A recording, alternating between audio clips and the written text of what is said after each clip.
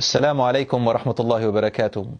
A question has come to me asking about the process of ghusl.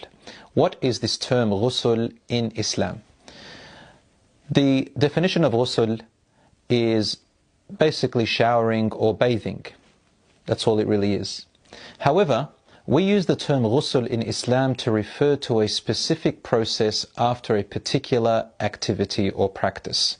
And they are two main activities and practices. Number one, when a person has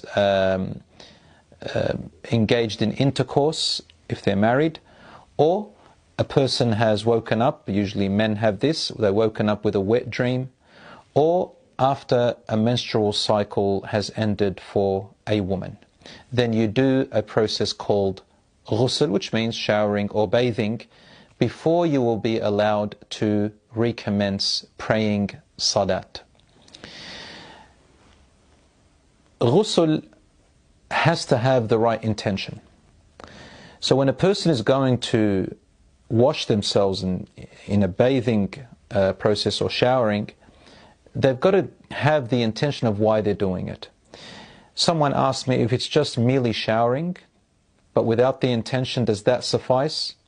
According to the majority of scholars, no, it does not suffice, and it is safer to go with the intention. But the intention is really nothing. It's merely an intention in the heart, that you're going to wash yourself in order to become spiritually clean, in order to go back and pray your salat and so on, other acts of worship which otherwise you couldn't have done.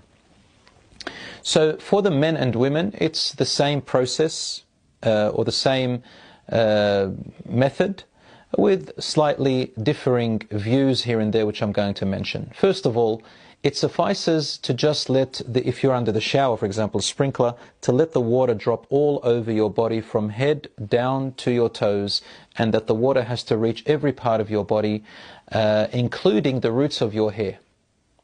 Once that is done, then your ghusl is over. I know some teenagers, when I was a teacher, students ask me, what can I do when I am rushing to school and I've had a wet dream and then I can't have a shower? And then when it comes time to prayer, they kind of hide, or they don't want to pray. And some of them even pray without having done their ghusl from this state, which is called, another term called janaba.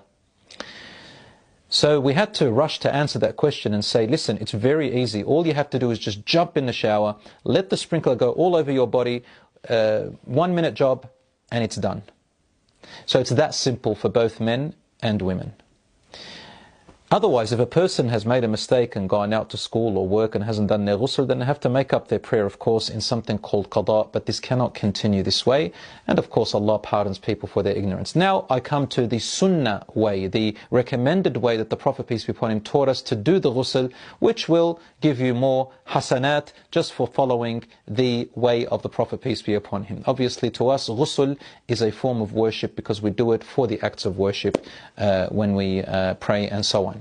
The way the Prophet, peace be upon him, used to do it, and I want you to imagine with me, in those days they used to have a bucket and a little utensil through which they took the water out and spilt on themselves. So the way the Prophet, peace be upon him, used to do it, according to the authentic hadiths of course, is that he would crouch in his place, and then he would spill water, and the first thing that the sunnah says is to wash with your left hand the private areas, the private parts.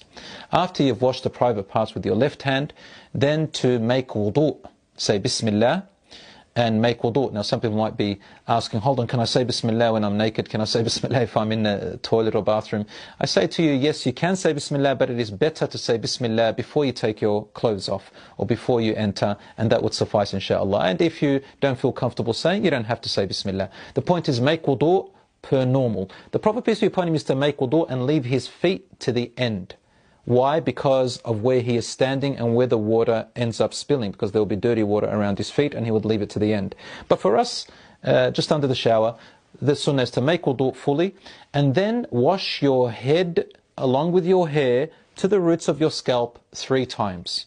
Now if you've got hair which you've tied up, especially with women, because generally we know that women have long hair and sometimes it's very hard for them and they don't want to untie it.